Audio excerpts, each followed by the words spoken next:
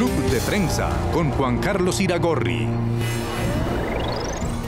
Bienvenidos a Club de Prensa en NTN 24. Transmitimos desde Washington, a 3 cuadras solamente de la Casa Blanca, y también desde el Centro Internacional de Noticias de NTN 24. No olviden ustedes que al final de este programa lo pueden ver completo o pueden ver a partes en nuestra página de Facebook, también por nuestra cuenta de Twitter, y el audio del podcast, si lo quieren escuchar, está en SoundCloud. Les doy la bienvenida a los invitados a este programa. Se encuentran Raquel Godos, corresponsal de la Agencia Española de Noticias EFE, Pedro Burelli, analista venezolano, y Juan Carlos Hidalgo, investigador costarricense del Cato Institute, uno de los think tanks, de los centros de análisis más conocidos en Washington. Y quiero empezar con Pedro Burelli, porque hay más noticias, Pedro, sobre su país, sobre Venezuela.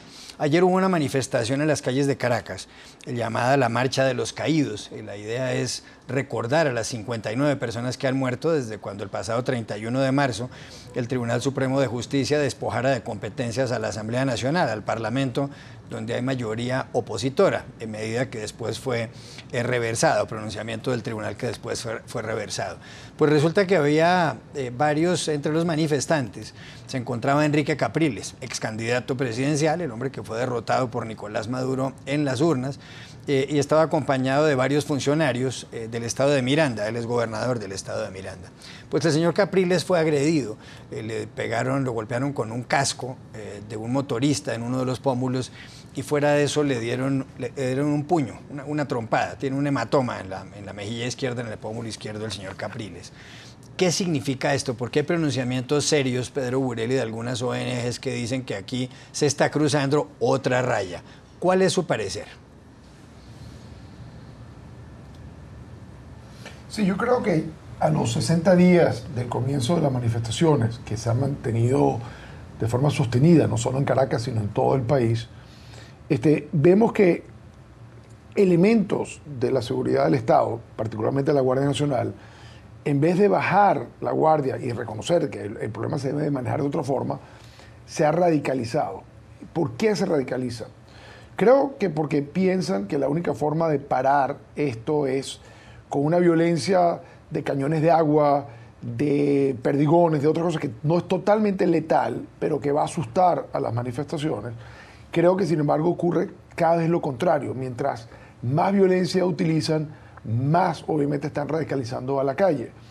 Ahora, si nos ponemos a ver quién es la Guardia Nacional como institución, que es parte de la Fuerza Armada, pero no tiene nada que ver con el Ejército, la aviación y la Armada, la Guardia Nacional ha sido una fuerza de choque que se ha ido montando, aumentando el número de efectivos y equipando para este tipo de situaciones desde hace bastante tiempo, y que organismos como la Contraloría de los Estados Unidos determinó en un informe bastante detallado sobre el tema de drogas, donde clasificaban a la Guardia Nacional como un cartel de arriba abajo.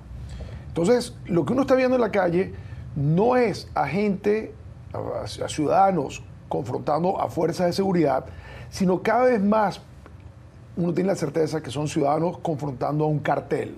Las tácticas, la desesperación no son de una fuerza de seguridad, son de alguien que tiene muchísimo que perder y está utilizando, ya recurriendo a niveles. Lo que le ocurrió a Enrique Capriles fue simplemente, no fue la agresión con un casco de un motorista, fue la agresión de un guardia nacional con su casco. Es decir, no el motorista, el hecho que era un guardia nacional, ¿no?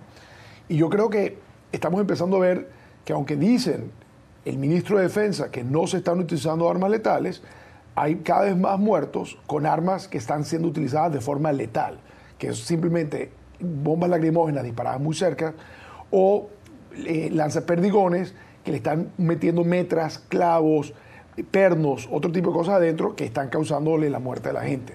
Entonces, aquí tenemos un pequeño problema y la Fuerza Armada venezolana va a tener que decir muy rápidamente si este componente que tiene, que se llama la Guardia Nacional, lo paralizan o toda la Fuerza Armada va a quedar como responsable de esto. Yo creo que estamos en los días definitivos, creo que mañana tenemos la reunión en la OEA, el mundo se está viendo, el alarma con el crecimiento de la represión simplemente ha crecido, y yo creo que no es que va a parar, yo creo que mi preocupación es que en la desesperación va a venir una arremetida final, como una patada de ahogado final, que lamentablemente pudiera tornar el número de 60 muertos que ha habido en 60 días en algo más. Eso es lo que me preocupa, que habiendo cruzado ya varias rayas, terminemos cruzando la raya definitiva, donde el número de muertos no sea, digamos, de 1 al día, por 60 días, sino que haya 60 en un mismo día. Esa es la preocupación que yo veo a medida que veo a la Guardia Nacional, a este cartel uniformado, cada vez más desesperado. Raquel Godos, ¿coincide con esa posición de Pedro Burelli? Bueno, creo que sí, que la cuestión es que la radicalización de lo que está pasando, la violencia cada vez más palpante y más rampante, digamos, en las calles de Caracas y en otras ciudades del país, pues están llegando a un punto, a un límite muy, muy grave. Que Capriles haya sido objeto de ataque o de violencia directamente también pone de manifiesto esa, digamos, radicalización de la violencia, porque eso quiere decir que cada vez están las Fuerzas Armadas que están, o la Guardia Nacional, como decía Pedro, que está en esas manifestaciones represivas, lo que está haciendo es ya hacerlo de una manera, digamos, mucho más... o sea, no está decidiendo a quién ataca de una manera selectiva y con cuidado. O sea, no le importa acabar o que un miembro de la oposición sea objeto, con lo que eso puede significar de cara al resto del mundo, ¿no? Que, como dice Pedro, está mirando. Creo que tristemente es posible que también se radicalice la situación, es posible que Pedro tenga razón en ese sentido de que cada vez va a ser más grave, aunque no están utilizando armas letales. Por ejemplo, la violencia con la que utilizan los chorros de agua, las imágenes son impresionantes, la gente sale disparada y son ataques muy, muy graves. Un chorro de agua a una presión tan alta puede causar daños terribles. Y aunque efectivamente no sea una bala, sean otros elementos, pues evidentemente es una violencia grave. Juan Carlos Hidalgo, ¿ha cruzado Maduro otra raya? Sí, yo creo que el régimen cada vez está ya menos preocupado, ya no le importa en lo absoluto las impresiones que esto está generando en la comunidad internacional, las impresiones que esto genera alrededor del mundo sobre la naturaleza dictatorial del régimen. Creo yo que ya les vale. Lo que estamos viendo en Venezuela es una guerra de desgaste y claramente el gobierno, el régimen está apostando a que esta situación se alargue de tal forma que tarde o temprano la gente en la calle se canse. Nuevamente, 1 muerto por día, 2 muertos por día. Muchos jóvenes están en las calles en este momento sabiendo, o casi con la certeza, que ellos pueden ser ese día la cifra oficial de muertos que va a seguir sumándose. Así que, lamentablemente, ese parece ser en este momento el estado de la situación, una guerra de desgaste, en donde la oposición tiene la de perder por el momento, puesto que nuevamente, siempre y cuando las fuerzas del orden, que en este caso, como dice Pedro, son un cartel, básicamente un cartel criminal, se mantengan unidas, es la oposición la que lleva las de perder. Ahora bien, me llama la atención porque la semana pasada, creo, hace 2 semanas, leí un artículo en el Wall Street Journal donde entrevistó a varios efectivos de la Guardia Nacional, y los efectivos de la Guardia Nacional, y hay gente común y corriente, o sea, gente que vive en las barriadas, que tiene familiares que están pasando hambre, tienen conocidos que están con falta de acceso a alimentos y demás, y las entrevistas daban a entender que muchos de estos efectivos están cansados de la situación y tampoco están empezando a dejar de creer en el régimen. Aún así, me llama la atención que cuando nosotros vemos las imágenes de Venezuela, vemos que hay una hazaña particular con la cual estos efectivos la arremeten contra la población. Uno no ve mayor caso de un efectivo... Pero lo que yo creo que también estamos empezando a ver, y en las protestas ayer en Caracas, sobre todo, se veía un comportamiento muy raro de la Guardia Nacional que pudiera indicar de que ellos están uniformando a colectivos. Es decir, de que aquí se está ampliando la cobertura, o estás metiendo a conscriptos, es decir, jóvenes recién reclutados con muy bajo entrenamiento, o estás metiendo a colectivos uniformados, porque lo que estabas comentando de pegarle a un Capriles, cualquier persona hubiera entendido las consecuencias, el aceleramiento de la crisis, de pegarle a quien fue 2 veces candidato presidencial y crearle un daño que no sabe. El diputado que vimos con el chorro de agua que sí se está utilizando con una fuerza letal es un diputado. O sea, una persona disparada a esa cosa le puede fracturar la columna, sí. Puede ser, de hecho, el diputado Paparoni terminó bastante en el hospital como base de eso. Entonces, hay un uso desproporcionado que me indicaría que se cruzó una raya sí. de lo que es el control normal de esto, y esto genera tensión dentro de, digamos, la estructura superior de la Fuerza Armada, donde el ministro de la Defensa y jefe del Comando Estratégico Operativo, el general Padrino, sería el responsable, él es del Ejército y está viendo a la Guardia actuar así, pero también de los órganos como la Fiscalía, la Defensoría del Pueblo y todo eso, que tendrían que abocarse claro. a la utilización de esto. Entonces, aquí creo que estamos, lamentablemente, lo que está viendo no es el comportamiento de alguien entrenado, es o alguien de no entrenado o de criminales. Claro. Pedro, quería preguntarle a Pedro por otra noticia que tiene que ver con Venezuela y que fue revelada por el diario The Wall Street Journal, uno de los periódicos de mayor circulación en Estados Unidos, posiblemente el que más. Y tiene que ver con que la firma Goldman Sachs ha comprado bonos de PDVSA. PDVSA es la petrolera estatal venezolana, con un descuento del 69%. Le va a pagar Goldman Sachs, firma estadounidense, 865 millones de dólares al Banco Central de Venezuela. Las reservas de petróleo de Venezuela se calcula que pueden existir por 300 años más, por 3 siglos más. Goldman Sachs es una de las firmas de inversión más importantes del mundo. Fue fundada en 1869 en Nueva York por un banquero alemán que se llamaba Marcus Goldman. Había nacido en Bavaria. Y luego su hijastro, Samuel Sachs, se unió a la compañía y crearon esta empresa muy conocida. El año pasado tuvo utilidades netas Goldman Sachs por 7.400 millones de dólares. ¿Qué significa esta transacción en 40 segundos para que lo pueda entender la gente, Pedro Buriel? ¿Y qué hay detrás de esto? Bueno, detrás de esto hay una toma de posición de riesgo de un banco, que es Goldman Sachs, que decide que el riesgo de Venezuela, es decir, los bonos están muy baratos, que se pueden comprar unos bonos muy baratos, que al final el país se va a recuperar, que va a haber un cambio de régimen, que eso va a generar que esos bonos suban de precios y le va a generar a ellos una ganancia. Obviamente esos bonos implican que aunque ellos lo están comprando a 31 dólares por dólar, 35 centavos de dólar por dólar, al final la obligación es que en el año 22 Petróleo de Venezuela tiene que pagar los 100 centavos, es decir, el dólar entero. Entonces hay una ganancia bastante grande. El problema que hizo Goldman Sachs es que no pasó esto por un... Adelante, Pedro, adelante. No, es que se había cortado. Lo que Goldman parece no haber hecho es pasar esto por un filtro de cuál es el riesgo reputacional. Es decir, en este momento preciso, si la operación lo hubiera hecho entre dos brokers, entre dos bancos, uno que tenía los bonos y otro que los quería perfecto, es un intercambio normal de mercado, pero cuando el dinero producto de esta transacción, los 865 millones de dólares, van directamente al régimen que está masacrando gente, que tiene presos políticos en cantidades, que ha herido cantidad de gente, que ha apresado cantidad de gente, lamentablemente el riesgo reputacional para Goldman se calculó mal, independientemente de su visión que tengan de que especulando en estos bonos va a ganarse un dinero. Yo creo que ahí hay un error y yo creo que en los próximos días vas a ver las consecuencias de esos errores, porque Goldman no solamente es uno de los bancos principales, sino tiene muchísimas conexiones con la administración Trump y la gente lo va a enredar, aunque quizás no haya ninguna relación entre quienes fueron empleados de Goldman y ocupan posiciones importantes en la administración Trump y hoy en día los que tomaron la decisión.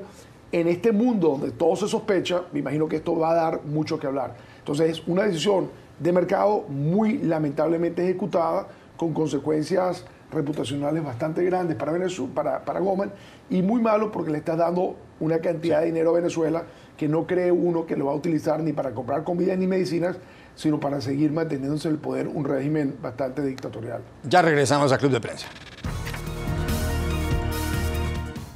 Volvemos a Club de Prensa en NTN 24 desde Washington y desde el Centro Internacional de Noticias de NTN 24. Ha muerto en las últimas horas en Panamá Manuel Noriega. Manuel Antonio Noriega fue un militar de ese país, dictador además de esa nación, desde el año 1983 hasta 1989. Había reemplazado a dos dirigentes militares, dictadores también, que a su vez habían sucedido en 1981 a Omar Torrijos, hombre fuerte panameño y quien falleció en ese año. Noriega fue aliado de la CIA, de la Agencia Central de Inteligencia de Estados Unidos, pero después lo empezaron a ver con malos ojos desde Washington, lo acusaron de narcotráfico y lo acusaron de haberse robado las elecciones de 1989. Era presidente en la Casa Blanca George Herbert Walker Bush, el padre de George W. Bush. Tras la invasión, una invasión militar estadounidense el 20 de diciembre de 1989, Noriega fue encarcelado, enviado a Estados Unidos, posteriormente a Panamá, y en los últimos tiempos había estado a Francia y en los últimos tiempos volvió nuevamente a Panamá. Aquí la pregunta es si esa operación militar estadounidense llamada Operación Justa Causa fue una operación que sirvió, que puede ser considerada loable porque restableció la democracia en el Istmo, o si por otro lado lo que fue puede calificarse como una operación ilegal, internacionalmente ilegal, que lo fue, y muy perjudicial para Panamá. ¿Cuál es su punto de vista sobre este asunto, Raquel Godas? Bueno, creo que el tiempo ha demostrado que Estados Unidos tuvo un poco de mano larga en América Latina en su control con el comunismo, en su lucha contra el comunismo. Todavía hoy estamos viendo cómo recupera América Latina esas dictaduras que Estados Unidos de alguna manera ayudó a alzarse en varios países de América Latina, pero también se ha demostrado que en el otro lado, del otro lado de la balanza, en la otra manera de intervenir para derrocar a esos dictadores más o menos queridos durante un punto de la historia, tampoco han sido procesos exitosos al completo. Creo que los dictadores, en nuestro país al menos, en España también ha quedado patente, no mueren cuando mueren. Aunque esta figura de Noriega haya muerto hoy, los países tardan mucho tiempo en procesar aquello que imprimen esas dictaduras en la sociedad. Y bueno, veremos a ver de qué manera Panamá recuerda a Noriega en el futuro, pero creo que los procesos de intervención de esa manera tan agresiva se han demostrado fallidos. Juan Carlos Hidalgo, usted es costarricense. Costa Rica es una de las democracias, posiblemente la democracia más antigua de las Américas, es una democracia consolidada, pero los países vecinos no tienen una misma historia, una historia parecida. Ahí está Panamá, al otro lado está Nicaragua. Recordemos que incluso Estados Unidos apoyaba a Anastasio Somoza padre, y algún dirigente en Washington decía que el señor Somoza era un hijo de mala madre, pero nuestro hijo de mala madre. ¿Usted con qué ojos ve esa intervención militar de Estados Unidos en 1989 en Panamá? ¿Fue benéfica o fue perjudicial? Sí, yo recuerdo ser un niño de 9 años cuando eso ocurrió, levantarme en la madrugada y escuchar de que Estados Unidos estaba mandando fuerzas enormes a Panamá para hacer una intervención militar. La última gran intervención militar de Estados Unidos en la región. Ya pensar en estas alturas que Estados Unidos pueda volver a hacer eso en algún otro país latinoamericano parece como cosa del pasado, como cosa casi que del siglo XIX o principios del siglo XX. Creo yo que el jurado todavía está deliberando sobre la naturaleza de esa intervención. Primero tenemos que tener claras las consecuencias de esa intervención. Cientos, si no miles de panameños murieron durante esa invasión estadounidense. El otro día, hace unos años, vi un documental al respecto y fue impresionante el uso de la fuerza desproporcionado que Estados Unidos hizo en ese país. Grandes secciones de la ciudad de Panamá fueron arrasadas por completo por el ejército. Y todo no era para restituir a la democracia, porque no seamos ingenuos. Si Noriega llegó al poder fue por la ayuda de Estados Unidos. Simplemente fue porque Noriega se le salió el canasto a Estados Unidos en algún momento. Así que creo yo de que la democracia iba a llegar tarde o temprano a Panamá, y la pregunta es si se justificaba la muerte de miles de panameños de esta manera en una intervención militar foránea para que eso ocurriera.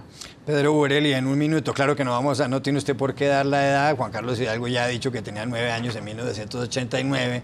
Yo no sé cuál sea el mensaje que nos quiere mandar dando su edad aquí, pero el asunto es, ¿fue perjudicial esa invasión de Estados Unidos o fue benéfica? Pedro Burelli, un minuto. Bueno, creo que fue aleccionadora, se aprendió mucho, creo que por eso es irrepetible. Ocurrió en unas circunstancias que es donde la única forma que uno puede juzgar era qué era lo que estaba ocurriendo, cuál es eso, la radicalización y los ataques violentos y asesinatos que Noriega estaba llevando a cabo con líderes políticos de Panamá, y yo creo que entre las circunstancias se utilizó una fuerza superior porque obviamente esperaron un nivel de resistencia que también la hubo. Yo creo que de ahí se aprendió mucho. Creo que las circunstancias de Granada y Panamá hacen que este tipo de intervención no sea repetible, y creo que eso es lo más importante, que de todas estas cosas se aprendió una lección. Ya regresamos a Club de Prensa. Volvemos a Club de Prensa en NTN 24 para despedirnos porque se acabó el tiempo. Gracias, Raquel Godos, por haber estado aquí, Pedro Burel y Juan Carlos Hidalgo. Y a ustedes los espero mañana nuevamente en Club de Prensa.